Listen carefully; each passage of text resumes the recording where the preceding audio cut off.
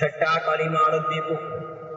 اللهم إني أعوذ بك من أن أشرك بك شيئا وأنا أعلم به وأستغفرك لما لا أعلم به تبت عنه وتبرأت من الكفر والشرك والكذب والغيبة والبدعة والنميمة والفواحش والبهتان والمعاصي كلها وأسلمت وأقول لا إله إلا الله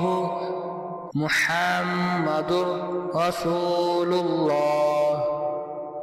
اللهم إني أعوذ بك من أن أشرك بك شيئا وأنا أعلم به وأستغفرك لما لا أعلم به تبت عنه وتبرأت من الكفر والشرك والكذب والغيبة والبدعة والنميمة والفواحش والبهتان والمعاصي كلها وأسلمت وأقول لا إله إلا الله محمد رسول الله.